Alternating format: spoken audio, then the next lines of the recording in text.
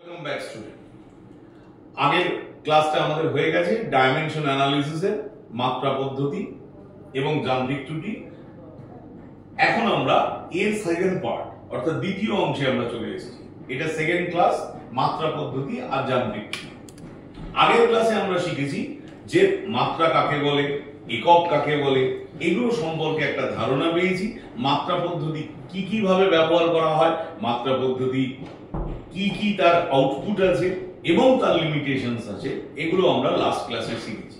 যারা এখনো ওই ভিডিওটা দেখোনি বা ওই ক্লাসটা করোনি তারা কিন্তু অবশ্যই করে নেবে। চলো, আজকের ক্লাসে আমরা যেটা শুরু করব সেটা হচ্ছে এরর অ্যানালিসিস, কারণ ডাইমেনশন পার্টটা আমাদের হয়ে গিয়েছে। এবার আমাদের এরর অ্যানালিসিস। দেখো, এরর মানে ত্রুটি। ত্রুটি তো আমাদের সবার মধ্যেই আছে এবং ত্রুটি আছে, দ্যাট শুড বি ওভারকাম। অর্থাৎ আমরা যদি বলি আমাদের একদম ত্রুটি নেই, এটা বলাটা ভুল। ত্রুটি আছে, তেমনি মেজারমেন্টেও ত্রুটি আছে। মেজারমেন্টের ত্রুটি বা এরর কি কি হয়? একটাকে আমরা বলি সিস্টেমেটিক এরর, একটাকে আমরা বলি র্যান্ডম এরর। সিস্টেমিক এরর বা এটাকে তোমরা সিস্টেমেটিক এররও বলতে পারো, মানে যেটা সহজাত ত্রুটি। সহজাত ত্রুটি কি? সহজাত ত্রুটি দ্যাট ক্যান বি রিমুভড, সেটাকে রিমুভ করা যায়। যেমন একটা ছোট্ট উদাহরণ দিই, যে ধরো একটা স্কেল আছে, স্কেলের সাহায্যে তোমাকে একটা সরলরেখার দৈর্ঘ্য মাপতে দেওয়া হয়েছে। তাহলে তুমি লেন্থ মাপছো, সরলরেখা কি কি হতে পারে? যে স্কেলটা তুমি ব্যবহার করছো সেই দাগগুলো তোমার মুছে গেছে, যেটা তোমাদের অনেকেরই হয়েছে। ধরো ক্লাস 9-10 যখন করতে, সারা বছর ধরে যে স্কেলটা ব্যবহার করতে, পরীক্ষার আগে বাবা মা হয়তো একটা নতুন স্কেল কিনে দিয়েছে। কারণ কি, দাগগুলো বোঝা যাচ্ছে না, দাগগুলো বোঝা না গেলে জ্যামিতি ভালো করে আঁকতে পারবে না, পরীক্ষায় কম নম্বর। So this is an instrumental error, যান্ত্রিক ত্রুটি, যন্ত্রের ত্রুটি। দ্যাট ক্যান বি রিমুভড, সেটাকে দূর করা যায়। কি করা যায়? ওই দাগহীন স্কেলটার বদলে আমরা একটা নতুন স্কেল ব্যবহার করতে পারি। এটা একটা হতে পারে। দু নম্বর কি হতে পারে? দু নম্বর হতে পারে যে আমি স্কেলের দাগটা মাপছি, পাশে আমার বন্ধু বেঞ্চটা একটু নাড়িয়ে দিল, তাহলে কি হবে? তাহলে একটা এরর আসবে। এই এররটাও রিমুভ করা যায়। আমি বন্ধুকে বলবো যে দেখ, আমি যখন কাজ করছি তখন বেঞ্চটা নাড়াস না, তাহলে এটাও রিমুভ হলো। 2 নম্বর গেল। 3 নম্বর, যেটা সব থেকে বাজে জিনিস, যে আমি স্কেলে মাপতেই জানি না। স্কেলটা কিভাবে মাপতে হয়, মানে লম্বন ত্রুটি আছে কিনা, বা ডান দিক থেকে নিতে হবে না বাঁ দিক, তোমরা পড়েছো লম্বন ত্রুটি। তাহলে লম্বন ত্রুটি রাখবো না, অর্থাৎ সোজা মাপবো, কি স্কেলকে ঘুরিয়ে নিলাম, অর্থাৎ সঠিকভাবে পরিমাপ করার পদ্ধতি আমার জানা নেই। তাহলে এটাও that can be also removed. কিভাবে রিমুভ করা যায়? যে আমি পরিমাপ করার পদ্ধতি শিখে নেব। তাহলে এইটাই হচ্ছে সিস্টেমিক এরর। তাহলে দ্যাট ক্যান বি রিমুভ। আর এটা কেমন ভাবে রিমুভ করে? Add or subtract. ধরো মাপতে গিয়ে আমার একটা দাগ বেড়ে গেছে, তাহলে আমি ওটাকে মাইনাস করে দিতে পারি, রাবার দিয়ে মুছে দিতে পারি, বা একটা দাগ ছোট হয়েছে বাড়িয়ে দিতে পারি। তো এই এররটা, এই সিস্টেমিক এররটা, এটা রিমুভ করা যায়। আর একটা আছে র্যান্ডম এরর। র্যান্ডম এরর মানে কি? র্যান্ডম এররের কজ হচ্ছে আননোন। র্যান্ডম এরর কজ হচ্ছে আননোন, আমরা জানি না এটা। যে ধরো আমি একটা গোলক, একটা স্ফিয়ারের ডায়ামিটার মাপবো। এখন ডায়ামিটার মাপতে গেলে দেখলাম প্রতি ক্ষেত্রে আমরা হয়তো স্লাইড ক্যালিপার্স দিয়ে মাপছি, তোমাদের প্র্যাকটিক্যাল হয়তো আরম্ভ হয়ে গিয়েছে, স্লাইড ক্যালিপার্স দিয়ে মাপছি, তখন দেখলাম বিভিন্ন রিডিং পাওয়া যাচ্ছে। কেন পাওয়া যাচ্ছে? তাহলে কেন পাওয়া যায়? তার মানে স্ফিয়ারটা ইউনিফর্ম নয়। তাহলে কিন্তু আমাদের দেখতে তো ইউনিফর্ম লাগছে, তাহলে আমাদের চোখে ইউনিফর্ম লাগছে, কিন্তু আমরা মাপতে গিয়ে দেখছি সামান্য সামান্য সামান্য সামান্য পার্থক্য হচ্ছে। This is the random error. আমি দৈর্ঘ্য মাপলাম, স্কেল দিয়ে একটা সুতোর দৈর্ঘ্য মাপলাম, হয়তো 100 সেন্টিমিটার মাপলাম, সেখানেও একটা সামান্য ত্রুটি এসে গেল, অর্থাৎ রেজাল্টে একটা ত্রুটি এসে গেল। ধরো অ্যাক্সেলারেশন ডিউ টু গ্র্যাভিটি করছি, আমরা জানি যে 9.8 হচ্ছে তার ভ্যালু, কিন্তু আমরা হয়তো এক্সপেরিমেন্ট করে পেলাম হয়তো 9.63। তার মানে কি আমার এক্সপেরিমেন্টটা ভুল হয়েছে? না, ডিগ্রি অফ এরর বেশি এসেছে, অর্থাৎ তাদের ত্রুটি এসেছে। আমি কি এক্সপেরিমেন্ট করার পদ্ধতি জানি না? না, আমি এক্সপেরিমেন্ট করার পদ্ধতি জানি, কিন্তু আমার ওই ত্রুটিটা এসেছে। So this is random error, যার কজ আমাদের জানা নেই। তাহলে এটাকে দূর করতে গেলে আমাদের কি করতে হবে? নাম্বার অফ মেজার্ড অবজারভেশন বাড়াতে হবে। নাম্বার অফ মেজার্ড অবজারভেশন অর্থাৎ পরিমাপ সংখ্যা আমাদের বাড়াতে হবে। যেমন ধরো আমরা বলি না, মানে তোমাদের বলা হয় না যে কোনো একটা সাবজেক্ট পড়তে গিয়ে তো বলা হয় একবার পরীক্ষা দে, আচ্ছা একটু নম্বর পেলি, আবার পরীক্ষা দে আরেকটু নম্বর বাড়বে, আরো একটু পরীক্ষা দে নম্বর বাড়বে। এই যে ব্যাপারটা, this is also number of observation increasing. যতবার তুমি পরীক্ষা দেবে তত বিভিন্ন ধরনের প্রশ্ন পাবে। এটা তো বাস্তব ক্ষেত্রে হয়। তোমাদের বাড়িতে বাবা মা, অভিভাবক, স্কুলের শিক্ষক শিক্ষিকা সবাই বলে। তাহলে যতবার তুমি লিখছো একটা অঙ্ককে যদি 5 বার করে করো, তাহলে কি হবে? তার মধ্যে যে ভুল ত্রুটি যেগুলো তোমার মধ্যে আছে, দ্যাট ক্যান বি রিমুভড। তাহলে এই যে র্যান্ডম এরর কজ আনা, কারণ তুমি অঙ্কটা করতে জানো, তুমি অঙ্কটা বুঝতে পেরেছো, তাও ভুল হচ্ছে, তার মানে কি হবে? বারবার তোমার অনুশীলনের প্রয়োজন। এই ঠিক একই লজিক এখানেও আসে যে র্যান্ডম এরর, তার কজ আননোন, তাহলে কি করতে হবে? না, নাম্বার অফ মেজারমেন্ট তোমায় বাড়াতে হবে। এবার আমরা আসি এই র্যান্ডম এররকে কি করে আমরা ক্যালকুলেশন করতে পারি। কারণ এবার আমরা চলে এসেছি ফিজিক্সে, আর আমাদের অন্য আলোচনা না করে আমরা ফিজিক্সে চলে আসি। তো আমরা র্যান্ডম এরর কি করে আমরা পরিমাপ করতে পারি? ধরো একটা অবজারভেশন, কোন একটা জিনিসের মাপ আমরা নিয়েছি, সেটা কি x1 x2 x3 x4 dot dot dot dot xn, x1 x2 x3 dot dot dot dot xn, xn সংখ্যক আমরা ভ্যালু নিয়েছি। দেখো অ্যাকিউরেট ভ্যালু বা mean value, accurate value equal to mean value. Mean value আমরা কি করে পাই? যেটাকে আমরা গড় মান বলি। গড় তোমরা সবাই জানো, x1 x2 x3 dot dot dot dot xn by n। তাহলে n সংখ্যক রাশির আমরা গড় মান পেয়ে গেলাম। এবার এসো অ্যাবসলিউট এরর, যার বাংলা হচ্ছে পরম ত্রুটি। অ্যাবসলিউট এরর, যার বাংলা হচ্ছে পরম ত্রুটি। তাহলে এটা কি হবে? Delta xi।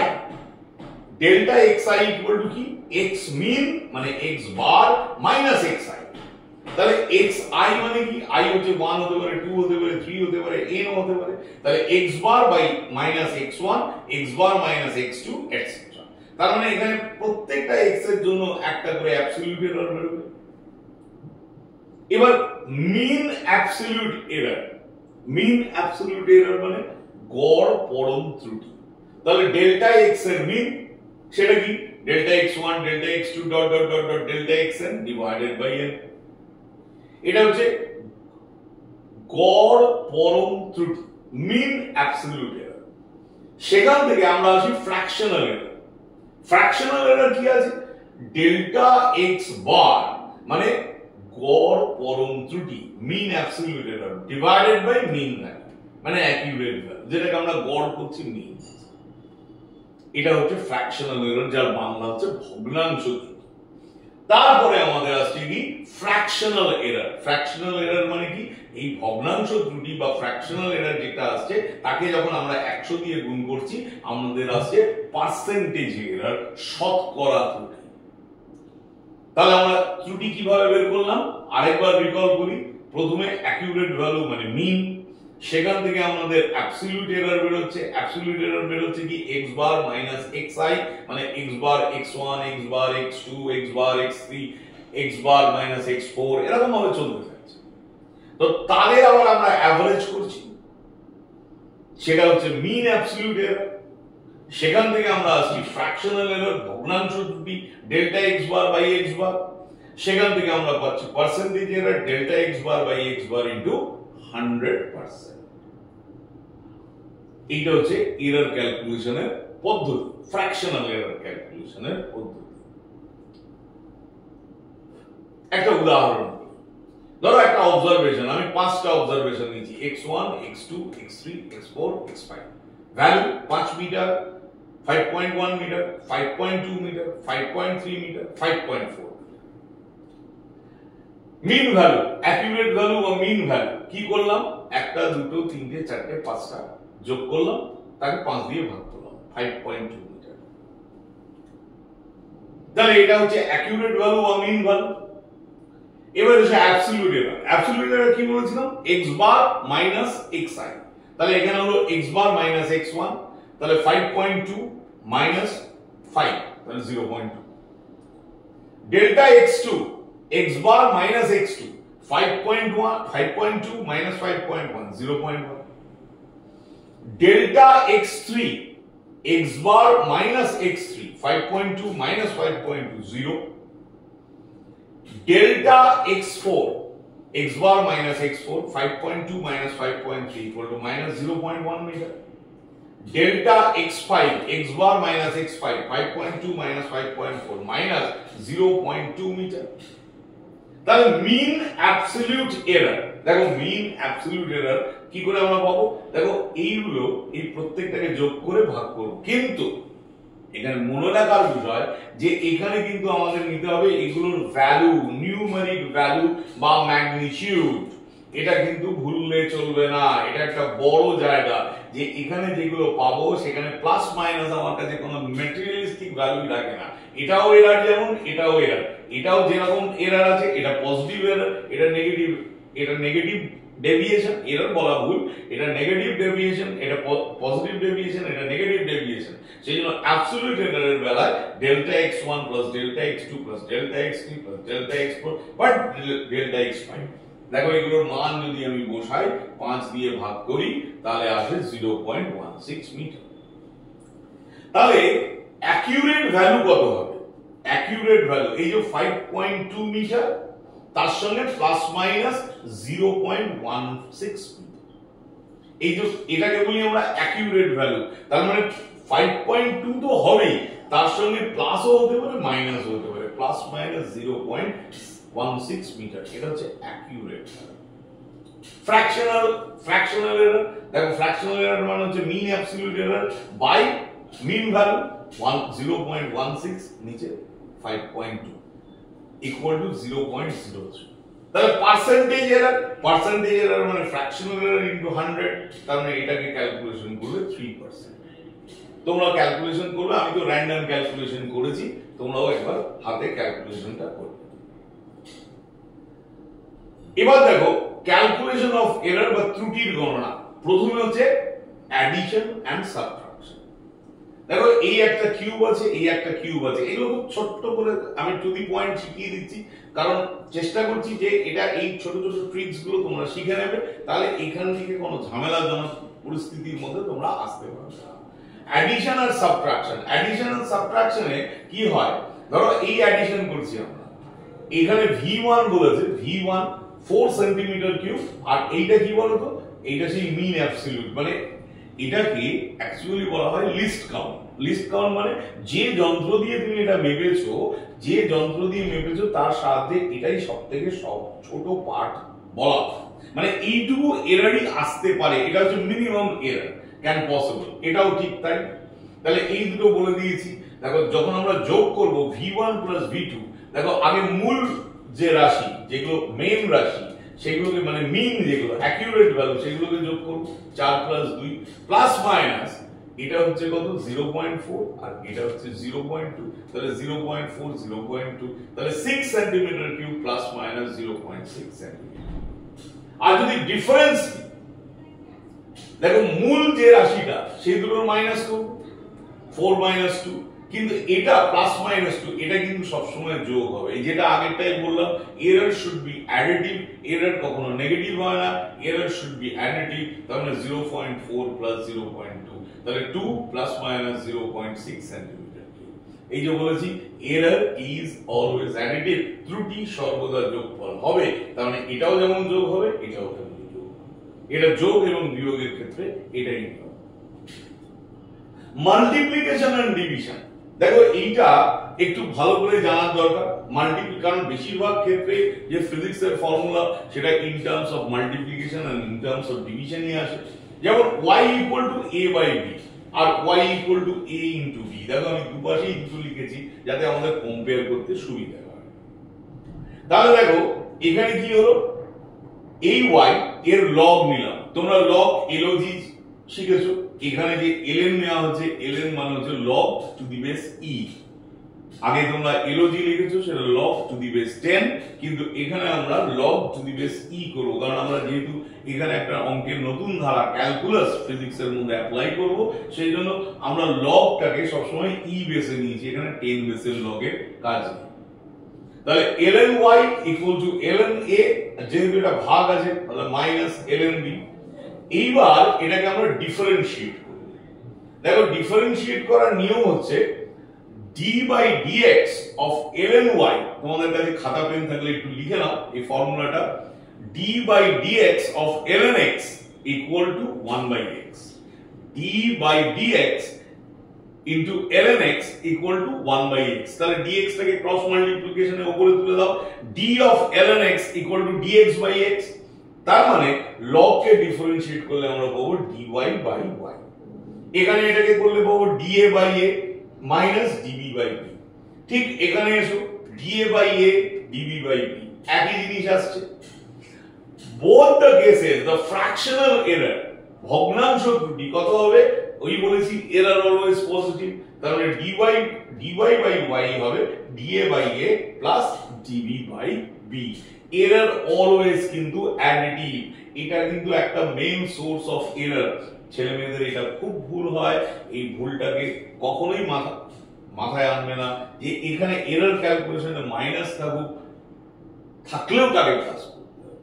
Error always additive, ত্রুটি সবসময় যোগ হয়। দেখো এবার একটা জেনারেল ফর্মুলায় আমরা আসি। ধরো একটা এক্সপ্রেশন হচ্ছে y equal to a to the power m b to the power n c to the power p, মানে প্রত্যেকটা পাওয়ার আছে। তাহলে y equal two ln y, a কে যদি করি তাহলে m ln a, b কে যদি করি n ln b, আর এখানে এটা নিচে আছে মাইনাস p ln c।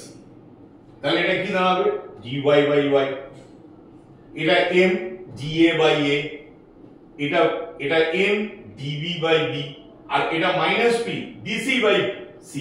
আমি অনেকবার বলেছি, তোমরা নিশ্চয়ই এতক্ষণ তোমাদের মুখস্থ হয়ে গেছে যে যখনই আমরা ফ্র্যাকশনাল এরর করব এটা রইল, এটার মডের যোগ, এটার মডের যোগ, এটারও মডের যোগ, এটা নিশ্চয়ই এতক্ষণ তোমাদের মুখস্থ হয়ে গেছে। তাহলে this is the fractional error formula. চলো কিছু ওই রকম অঙ্ক করা যাক। বলেছে একটা প্লেটের লেন্থ বলে দিয়েছে 4 প্লাস মাইনাস 0.04 মিটার, আর ব্রেথ 2 প্লাস মাইনাস 0.02 মিটার। তার মানে এই যে জিনিসটা, এটা কি, এটা সেই যে যেখানে ডেল্টা এক্স যোগ করে করে করে করে পেয়েছিলাম। আচ্ছা, তাহলে এরিয়া কি, length into breadth. the length into breadth মানে কি, মেইন স্কেলটা করব আমরা, মেইন ভ্যালুটা করব, যেটা measure value 4 into 2 8 metre square. now value of area a equal to plus minus delta a থাকলো এটা। এবার a equal to l into b, তাহলে আমরা কি করতে পারি, দেখো সেই প্রথমে লগ তারপর ডিফারেন্সিয়েশন, এটা একদম মুখস্থ হয়ে যাওয়ার কথা, মানে আমরা মুখস্থই করে ফেলবো, এটা একদম মানে আমাদের মাথাতেই চলে আসবে যে এরর ক্যালকুলেশন মানে প্রথমে লগ তারপর ডিফারেন্সিয়েশন। তার মানে a এর জায়গায় চলে গেল ডেল্টা a বাই a, এটার জায়গায় এলো ডেল্টা l বাই a, এটার জায়গায় এলো ডেল্টা b বাই b। তাহলে ডেল্টা a আর a আমরা পেয়েছি 8 রইল। ডেল্টা l, দেখো ডেল্টা l কত 0.04, অরিজিনাল লেন্থ কত 4, এটা 0.02, ব্রেথ কত 2, তাহলে এইটা এই দুটোর হিসাব করলে আসে 0.02। তাহলে delta a by r equal to 0.02, so delta a will come 0.16 meters square। so the volume of the area, we already find a মানে 8 and plus minus delta a equal to 0.16 meters square। this is a simple case of representation of a particular physical quantity including error। error সমেত একটা ভৌত রাশিকে express করার একটা পদ্ধতি। a piece of material x is given to us, mass 40 gram মানে ভর হচ্ছে 40 গ্রাম with error of 0.4 gram and its volume is 10 centimeter cube with the error of 1 centimeter cube। find the density with proper error, মানে ঘনত্ব বের করো with proper error। তাহলে দেখো m plus delta m কত বলে দিয়েছে, এটা 40 গ্রাম আর এটা হচ্ছে 0.4 গ্রাম, মানে 40 plus minus 0.4 gram. Volume v plus minus delta v মানে 10 প্লাস মাইনাস 1 সেন্টিমিটার। এবার ঘনত্ব density rho equal to m by v, m by v মানে 40/10 মানে 4 গ্রাম পার সেন্টিমিটার। তাহলে rho equal to m by v আমরা জানি, আবার সেই কি নেব, অলরেডি মুখস্থ হয়ে গেছে কিন্তু, লগ তারপর ডিফারেন্সিয়েশন, লগ তারপর differentiation mu equal to m by v। তাহলে এখানে যদি হয় delta m by rho equal to m by m, আর এটা মাইনাস হলো এরারে প্লাস হবে। তাহলে আমার তিনটে জিনিস কিন্তু মাথার মধ্যে ঢুকিয়ে ফেলতে হবে, এক লগ ডিফারেন্সিয়েশন, আর কখনোই মাইনাস সাইন থাকবে না। We never use minus sine for error calculation. At first we take log, then differentiate, and we never use negative sign. ঋণাত্মক চিহ্ন ব্যবহার করব না, log নেব, ডিফারেন্সিয়েট করব, আর ঋণাত্মক চিহ্ন ব্যবহার করব না। এই তিনটে একদম মাথার মধ্যে রেখে দিতে হবে। তাহলে ডেল্টা রো বাই 4, কারণ রো মানে তো আমরা 4 বের করেছি, delta m by m value বসালাম, delta v by v value বসালাম, এখান থেকে ডেল্টা রো পেয়ে গেলাম। So the value of density with error rho plus minus delta rho, তাহলে রো কত পেয়েছিলাম 4 আর প্লাস মাইনাস ডেল্টা রো মানে হচ্ছে 0.8 সেন্টিমিটার। তাহলে কি বোঝা গেল, এরর ক্যালকুলেশনের ক্ষেত্রে আমাদের বারবার মনে রাখতে হবে সেটা কি, সেটা হচ্ছে প্রথমে নেব লগ, তারপরে ডিফারেন্সিয়েশন, আর মনে রাখতে হবে এররের ক্যালকুলেশনের রাশিমালায় কোনো ঋণাত্মক চিহ্ন থাকবে না, কোনো বিয়োগের গল্প নেই। Number 1 taking log, then differentiation, and we have to remember there is no question of subtraction for the error calculation. Next, move on to this one. X equal to a cube plus b square 3 root d. So x a cube b square 3 root d. First log x 3 log a 2 log b minus log c minus half root over means half log d. Then differentiate dx by x 3 dA by a dv by b dc by c dd by d. Fractional error, take mod and add. এই minus এটা ভুলের কিন্তু একদম উৎস, সেজন্য বারবার আমি বলছি এই মাইনাস গুলোকে রাখলে চলবে না, তাহলে ভুল অবশ্যম্ভাবী। dx by x equal to 3 dA by a plus 2 dv by b plus dc by c plus half dd by d। তাহলে এর যদি পার্সেন্টেজ এরর করি, দেখো এখানে আমাদের বলেই দিয়েছি এর পার্সেন্টেজ 1 2 3 4, সো 1 2 3 4, তার মানে এটা হলো 3 into 1 মানে 3%, 2 into 2 মানে 4%, 3% into 1 and half into 4%, that is 2%, 4 3 plus 4 7 7 plus 3 10 10 plus 2 12% error। খুঁজে বের করো কোথায়, এই যে 12% error, অতএব অপশন বি।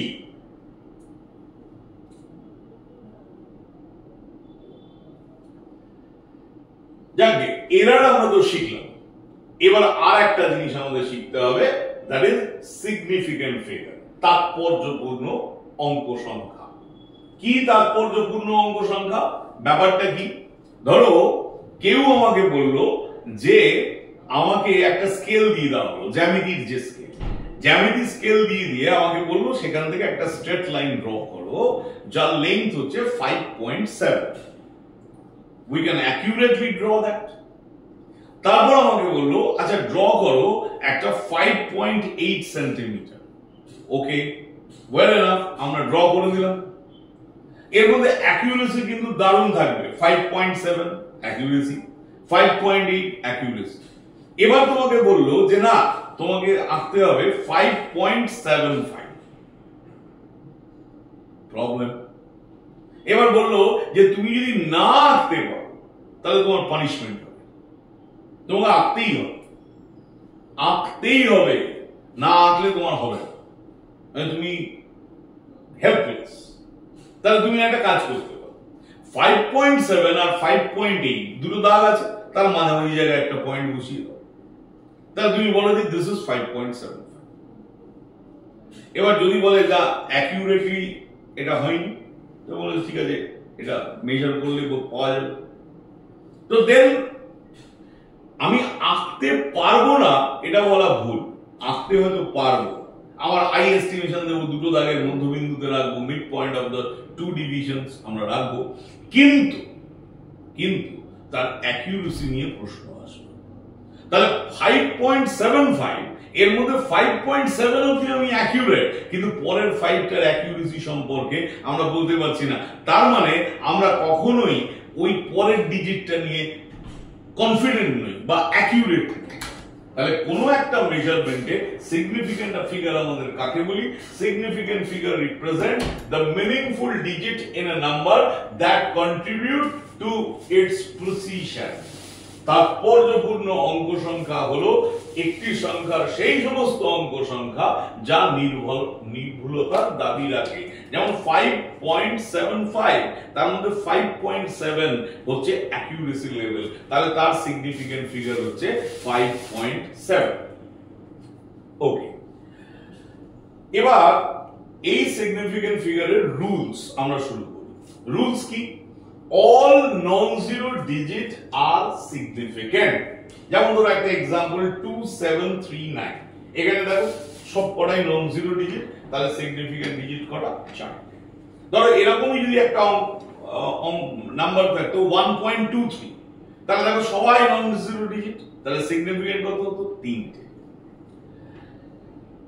তাহলে all non-zero digit are significant, তাহলে 2739 significant digit হচ্ছে 4। all the zeros trapped between non-zero digit are significant। অশূন্য সংখ্যার মধ্যে আটকে থাকা শূন্য সর্বদা তাৎপর্যপূর্ণ হবে। এখানে অশূন্য হবে না, তাৎপর্যপূর্ণ হবে। তার মানে 270309, দেখো এখানে এই জিরোটা দুটো নন জিরো ডিজিটের মধ্যে ট্র্যাপড হয়ে আছে। 7 আর 3, তার মধ্যে একটা 0, 3 আর 9, তার মধ্যে একটা 0, তার মানে এখানে 3টে, এখানে 3টে, মোট সিগনিফিকেন্ট ফিগার 6টা। তোমরা এখানে কারেকশন করে লেখার সময় বাংলায় এটা সর্বদা তাৎপর্যপূর্ণ হবে। The zeros right of the decimal point but left of the non-zero digit are non-significant। দশমিক বিন্দুর ডান দিকে কিন্তু অশূন্য সংখ্যার বাম দিকে শূন্যগুলো তাৎপর্যপূর্ণ হবে না। সংখ্যাটা কিরকম আছে? 0.00123, তাহলে ডেসিমাল পয়েন্টের ডান দিকে কিন্তু এইটাকে অশূন্য সংখ্যা মানে নন জিরো মানে 1, 1 এর বাঁ দিকে এই শূন্যগুলো কখনোই সিগনিফিকেন্ট হবে না। তাহলে এখানে সিগনিফিকেন্ট কটা? 1 2 3, মানে 3টে। তাহলে ডেসিমালের ডান দিকে নন জিরোর বাঁ দিকে right of the decimal point and left of the non-zero digit are not significant। পরের পয়েন্টে আসি। the zeros right of the decimal point, দশমিক বিন্দুর ডান দিকে এবং অশূন্য সংখ্যার ডান দিকে, right of the decimal point, right of the decimal point and right of the non-zero digit, দশমিকের ডান দিকে অশূন্যর ডান দিকে এইগুলো এই জিরোগুলো তাৎপর্যপূর্ণ হবে। তাহলে 23.00 তাৎপর্যপূর্ণ অঙ্ক সংখ্যা হচ্ছে 4। তারপরের পয়েন্টে আসি।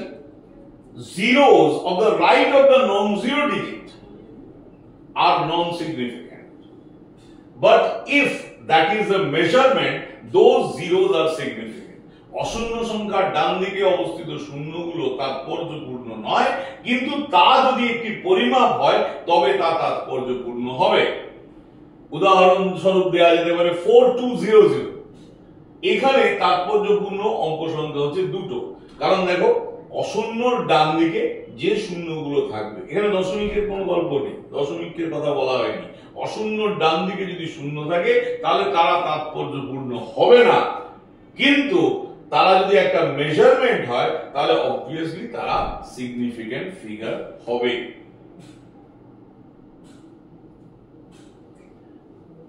multiplier terms cannot be significant. গুণক পদ তাৎপর্যপূর্ণ হয় না। যেমন এই নাম্বারটা আমাদের কাছে খুব পরিচিত 6.023 into 10 to the power 23 Avogadro's number.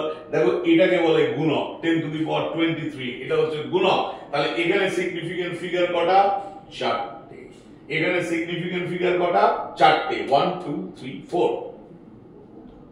তাহলে এটা 10 টু দি পাওয়ার প্লাস থাক 10 টু দি পাওয়ার মাইনাস থাক যাই থাক না কেন গুণক বা মাল্টিপ্লায়ার কখনোই সিগনিফিকেন্ট ফিগার নয়। চলো এই নিয়মগুলো শিখলাম আমরা, দেখি আমাদের কতটা মনে আছে।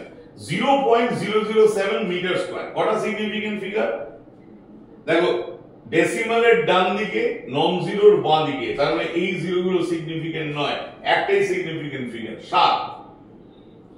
পরেরটাই চলে আসি 2.64 into 10 to the power 24 KG. তাহলে কটা হবে? ডেফিনেটলি তিনটে, কারণ এখানে এই যে মাল্টিপ্লায়ার আছে, মাল্টিপ্লায়ার কখনো সিগনিফিকেন্ট ফিগার নয়।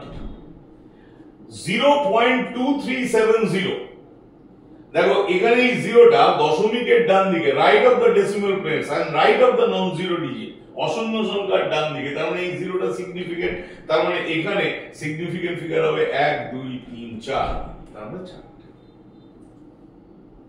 পরেরটা 6.320 জুল। 6.320 আবার এই জিরোটা অশূন্য সংখ্যার ডান দিকে দশমিকের ডান দিকে, তার মানে এটা সিগনিফিকেন্ট, তার মানে এটা হবে 4। 6.032 নিউটন মিটার স্কয়ার। দেখো এই যে জিরোটা এটা অশূন্যর বাঁ দিকে আবার দশমিকের ডান দিকে, কিন্তু তার আগে একটা অশূন্য বসে আছে, সেই জন্য এই জিরোটা তো দুটো অশূন্যর মধ্যে ট্র্যাপ হয়ে আছে, তার মানে এইখানেও তাৎপর্য পূর্ণ সংখ্যা 4টি। 0.006023 সেন্টিমিটার। তাহলে এখানে দেখো এই জিরোটা অশূন্য সংখ্যার মধ্যে ট্র্যাপ হয়ে আছে, তার মানে এটা সিগনিফিকেন্ট, কিন্তু এগুলো দশমিকের ডান দিকে অশূন্যর বাঁ দিকে, right of the decimal point left of the non zero digit, এরা সিগনিফিকেন্ট নয়, তার মানে এখানেও সিগনিফিকেন্ট ফিগার হচ্ছে 6023 মানে 4টে। 2.000 মিটার। 2.000 মিটার। দেখো এই জিরোগুলো দশমিকের ডান দিকে আবার অশূন্য সংখ্যার ডান দিকে, তাহলে এটা মিটার, তার মানে এরা হচ্ছে সিগনিফিকেন্ট, তার মানে এখানে হচ্ছে 4টে। এবার দেখো 5100 কোনো ইউনিট নেই, তাহলে অশূন্য সংখ্যার ডান দিকে রয়েছে কিন্তু কোনো ইউনিট নেই, তাহলে এখানে সিগনিফিকেন্ট এই জিরোগুলো হবে না, 51 হবে, তার মানে এখানে সিগনিফিকেন্ট ফিগার হচ্ছে 2। 5200 কেজি, অবভিয়াসলি ইউনিট বসানো আছে, তাহলে এগুলো অশূন্য সংখ্যার ডান দিকে কিন্তু এদের মধ্যে ইউনিট আছে, তাহলে এখানে সিগনিফিকেন্ট ফিগার কিন্তু 4। And the last one 0.050 সেন্টিমিটার। 0.050 সেন্টিমিটার। এখানে দেখো এই জিরোটা দশমিকের ডান দিকে, right of the decimal point and right of the non zero digit, তার মানে এই জিরোটা সিগনিফিকেন্ট, কিন্তু এই জিরোটা right of the decimal point কিন্তু left of the non zero digit, এটা সিগনিফিকেন্ট নয়, তাহলে এর সিগনিফিকেন্ট সংখ্যা হচ্ছে 2। তোমরা খুব ভালো বোঝা গেছে, আমি বুঝতে পেরেছি। নেক্সট চলে এসো, আমরা চলে যাই কোথায়?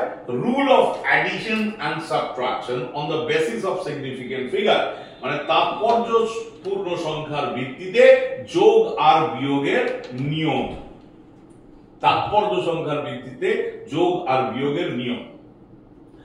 When adding or subtracting, round the answer to the same number of decimal places as the number with the fewest decimal places.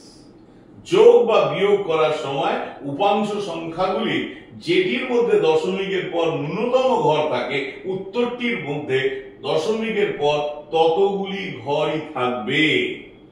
আর এটা পড়ে জটিল জটিল লাগে, কিন্তু অঙ্কটা আগে বুঝি, অঙ্কটা বুঝলে এটা বুঝা যাবে। এই অঙ্কটা কিভাবে করা হবে সেটার নিয়মটাই এখানে লেখা আছে, কিন্তু পড়ে হয়তো জটিল মনে হয়, তো সেজন্য অঙ্ক করলে এটা আমাদের কাছে খুব ইজি মনে হয়। দেখো 12.439, 9.375, 15.7, তিনটে সংখ্যা আছে।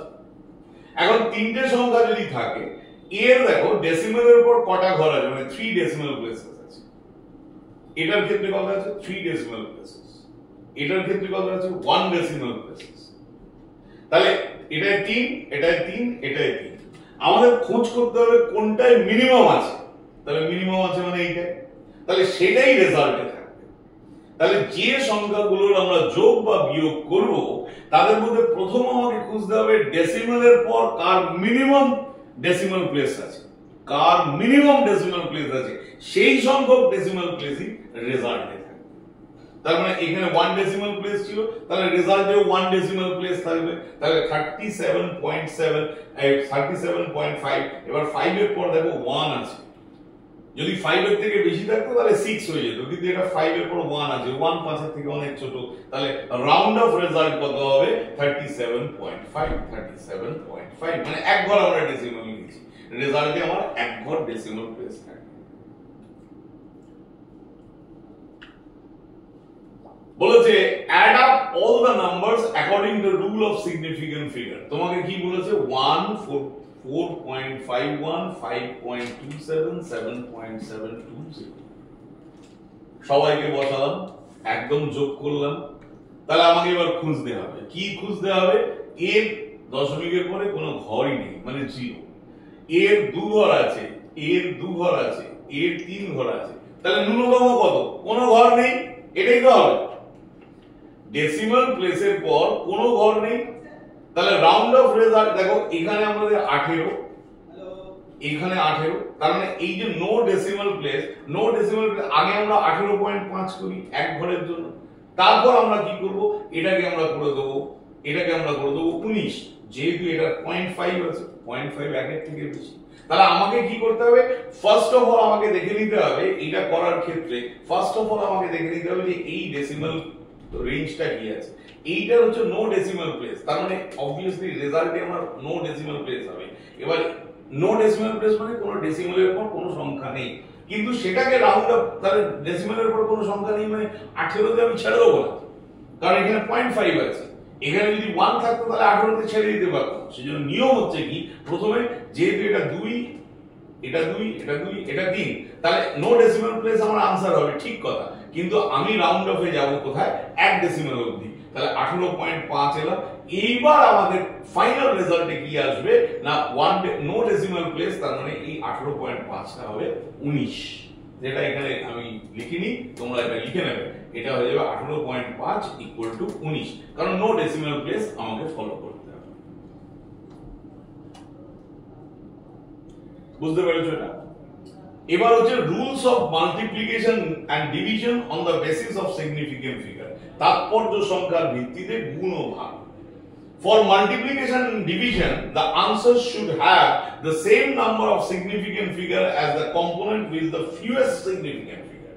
গুণ বা ভাগের ক্ষেত্রে উত্তর হবে তার তাৎপর্য, যে উত্তর হবে তার তাৎপর্যপূর্ণ সংখ্যা সবচেয়ে কম সংখ্যক তাৎপর্যপূর্ণ সংখ্যা সম্পন্ন উপাংশ সংখ্যার সমান।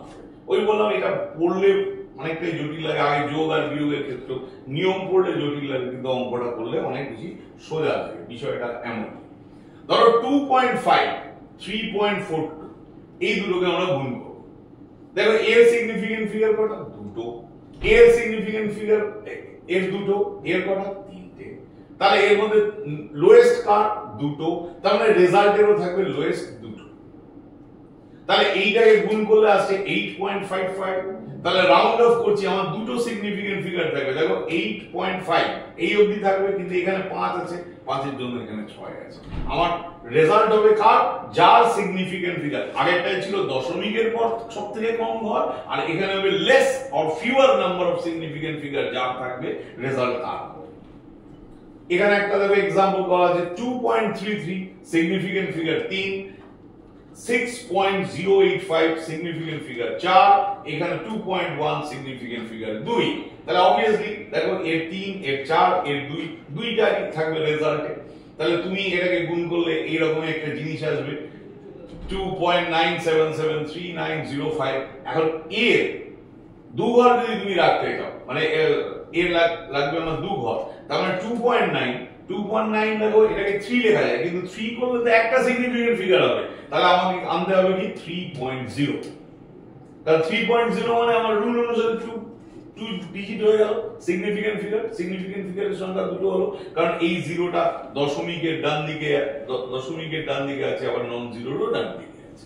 তাহলে এখানে যদি আমি 3 লিখে দিই তাহলে কিন্তু উত্তরটা ভুল হবে, তাহলে আমাকে উত্তর লিখতে হবে কত 3.0, কারণ এখানে 2.9 আছে। দেখো 2.9 নিয়ে আমি এখানে যদি আমি 7 আছে, যেহেতু এখানে যদি 1 থাকতো তাহলে আমি 2.9 লিখে দিতে পারতাম, কিন্তু এখানে যেহেতু 7 আছে তাহলে 9টা বেড়ে যাবে এক ঘর, কারণ 3 হয়ে যাবে, তাহলে 3 শুধু आंसर লিখবো না, আমরা লিখবো 3.0। এবার দেখো কতগুলো প্রশ্ন করি। How many significant digits is there in this number 0.25001? খুব সোজা ব্যাপার। দেখো এই যে জিরো গুলো, এগুলো নন জিরোর মধ্যে ট্র্যাপড হয়ে আছে, আটকে আছে, তার মানে এই জিরো গুলো সিগনিফিকেন্ট, কিন্তু এই জিরো গুলো দশমিকের আগে আছে, মানে বাঁ দিকে আছে, নন জিরোরও বাঁ দিকে আছে, তার মানে এরা সিগনিফিকেন্ট নয়। তার মানে এখানে সিগনিফিকেন্ট ফিগার কত হবে 1 2 3 4 5। আচ্ছা, এখানে কি বলা আছে? the volume of a box 10 metre, এই বক্সটা 10 metre wide, 4.5 metre long and 2.3 metre high. তাহলে 10 মিটার তার প্রস্থ, দৈর্ঘ্য বা উচ্চতা হচ্ছে দৈর্ঘ্য হচ্ছে 4.5 আর উচ্চতা হচ্ছে 2.3। ভলিউম বের করতে বলেছে up to 3 significant figure, volume বের করতে বলেছে আপ টু 3 সিগনিফিকেন্ট ফিগার। এখানে রুমের কথা কিছু বলেনি, বলেছে 3 সিগনিফিকেন্ট ফিগার অবধি করো। তাহলে এটা মাল্টিপ্লাই করলাম এটা, তাহলে 3 সিগনিফিকেন্ট ফিগার মানে আমার তিনটা সিগনিফিকেন্ট ফিগার রাখতে হবে 1 0 3, তারপর আছে 0.5, তাহলে 0.5 হচ্ছে 0.5 থাকার জন্য এখানে 1 বেড়ে যাবে, তাহলে রাউন্ড অফ ভ্যালু হবে 3 সিগনিফিকেন্ট ফিগার হবে 104। The length and breadth of a rectangle are 4.5 millimeter and 5.9 millimeter. Keeping the number of significant figure in mind, area will be. তাহলে দেখো এখানে গুণ হচ্ছে কত 4.5 into 5.9 মিলিমিটার স্কয়ার, তার মানে এটা হিসাব করলে এটা। এখন এখানেও দেখো দুটো সিগনিফিকেন্ট ফিগার, এখানেও দুটো সিগনিফিকেন্ট ফিগার, তাহলে তোমার রেজাল্টে কটা থাকতে হবে? দুটো সিগনিফিকেন্ট ফিগার থাকতে হবে। তাহলে এখানে আছে কত 26.55, তাহলে 5 থাকার জন্য এখানে 1 বাড়বে, তার মানে 27 মিলিমিটার স্কয়ার। তাহলে এই গেল আমাদের এরর আর ডাইমেনশন মেথড। এরর ক্যালকুলেশন পার্টটা আগের পার্টের ভিডিওতে, আগের ক্লাসটায় আমরা ডাইমেনশন মেথড অ্যানালিসিস করেছি, আর এই পার্টটায় আমরা এররটা অ্যানালিসিস করলাম। তাহলে তোমরা তোমাদের বই থেকে আরো অঙ্ক অনুশীলন করবে, আর সেই আগের ক্লাসে যেমন বলেছিলাম যে তোমরা এই ভিডিওটাকে পজ করে এই লেখাগুলো খাতায় লিখে নিতে পারো, তাতে তোমাদের উপকারী হবে। আর যদি তোমাদের কোনো জিজ্ঞাসা থাকে তাহলে কমেন্ট সেকশনে অবশ্যই লিখবে, আর অন্য কোনো যদি কোনো সাবজেক্ট রিলেটেড কিছু জিজ্ঞাসা থাকে কমেন্ট সেকশনে লিখবে, উত্তর দেওয়ার চেষ্টা করা হবে কাউন্সিলিং করা। ধন্যবাদ।